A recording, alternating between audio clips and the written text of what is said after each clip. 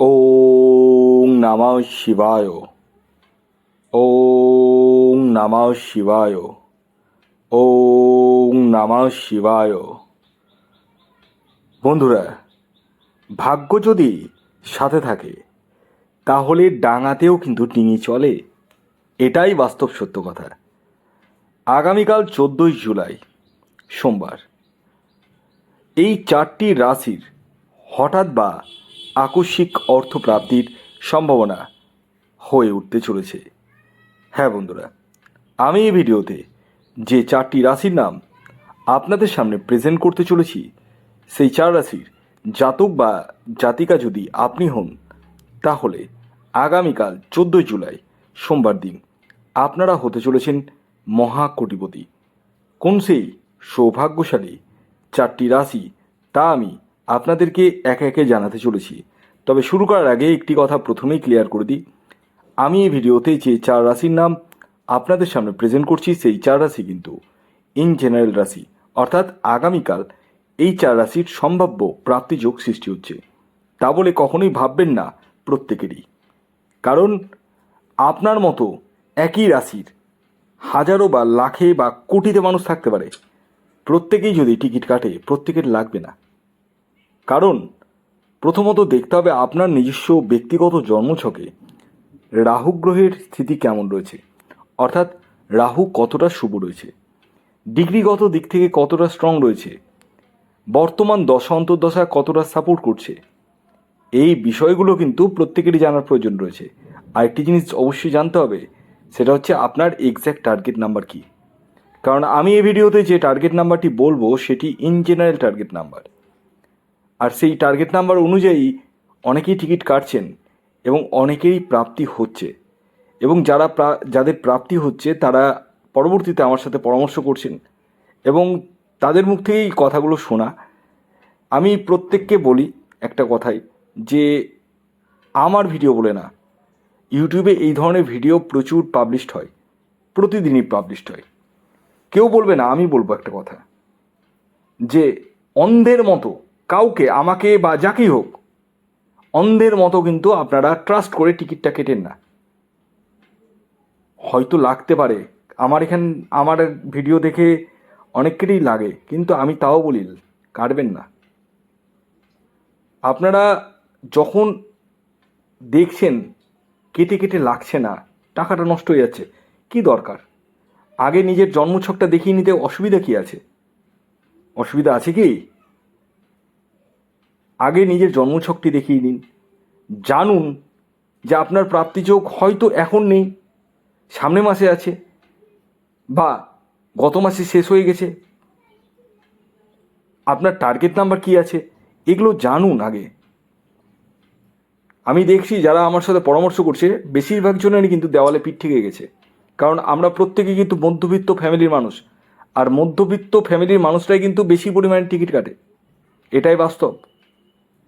এবং অনেকেই কিন্তু লোনে জর্জরিত হয়ে যাচ্ছে টিকিট কেটে কেটে, সংসার চালাতে না, টিকিট কেটে কেটে লোনে জর্জরিত। এগুলো গল্প কথা বলছি না, একটাও গল্প কথা নয়, এগুলো আমার সঙ্গে যারা পরামর্শ করছে তাদের মুখ থেকেই শোনা কথা। আমি একটা জিনিস বলি আপনাদের, কাউকে দেখে অন্তত শিখুন। আমি আপনাদেরকে বারবার করে সাবধান করছি, বারবার করে বলছি। অনেকেরই ভালো লাগে না শুনতে, অনেকেই বলে বক বক করছেন, তো যাদের ভালো লাগছে না তারা স্কিপ করে বেরিয়ে যান, অসুবিধা নেই। কিন্তু আমাকে তো বলতে হবে, কারণ আপনি হয়তো একটু বেশি বুঝেন, কিন্তু আমার অনেক ভিউয়ার্স রয়েছে যারা খুব সাদাসিধে, যারা খুব সহজ সরল, তারা আমাকে খুবই বিশ্বাস করে, এবং সেই জায়গায় দাঁড়িয়ে আমাকে বোঝাতে হয়। বারবার করে বলতে গেলে আপনাদের মাইন্ডে সেই জিনিসটা থাকবে। আমি যদি এগুলো কথা বলা বন্ধ করে দিই কি না, আমি জানি আপনারা চোখ বন্ধ করে টিকিট কেটে নেবেন আর টাকাটাকে নষ্ট করে ফেলবেন। এতবার বলেও তো টিকিট কেটে নিচ্ছেন। অনেকেরই প্রাপ্তিযোগ নেই, আমি দেখছি যারা জন্মছক বিচার করাচ্ছেন অনেকের নেই, কিন্তু টিকিট কেটে যাচ্ছে। এবার যখন বলছি প্রাপ্তিযোগ নেই, তখন ওনার মনটা খারাপ হয়ে যাচ্ছে। তাহলে আমার দেখিয়ে কী লাভ হলো? আমাকে রাহু রক্ষা কবচ দিন। আপনার মানে যদি প্রাপ্তিযোগ নাই থাকে, আমি কোথা থেকে প্রাপ্তিযোগ তৈরি করব? এটা আমাকে একটু বুঝান তো। কোটোতে যদি ঘিয়ের গন্ধই না থাকে, তাহলে আমি ঘি ঢালবো কি করে? আগে তো কোটোটাতে ঘিয়ের গন্ধ থাকা দরকার, ঘিয়ের গন্ধটাই নেই তো। আমি প্রত্যেককে রেমেডি দিই না, প্রত্যেককে দিই না, আমি দেখি বুঝতে পেরে যাই। কারণ রেমেডি দিয়ে যাতে কাজ হয় না, দিয়ে লাভ নেই তো। যাদের কাজ হবে তাদেরকেই দেবো, কারণ আননেসেসারি ফালতু পয়সা নষ্ট করে লাভ নাই। আমি একদম সোজা সাপটা আপনাদেরকে বারবার বলছি, বাকিটা আপনাদের বিষয়, আপনারা কি করবেন। আপনারা আমার মতো ভিডিও প্রচুর দেখবেন ইউটিউবে,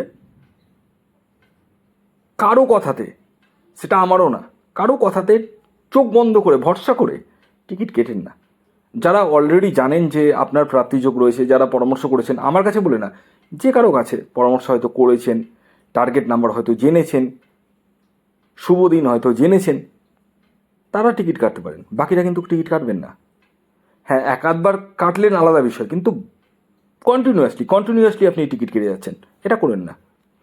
তো যাই হোক, আসুন এবার আমি আপনাদেরকে বলে দিই আগামীকাল 14 জুলাই 2025 সূর্যোদয় কখন হচ্ছে, সূর্যাস্ত কখন যাবে, কী তিথি থাকছে, নক্ষত্র কী থাকছে এবং রাহুকাল কখন শুরু হবে এবং শেষ কখন হবে।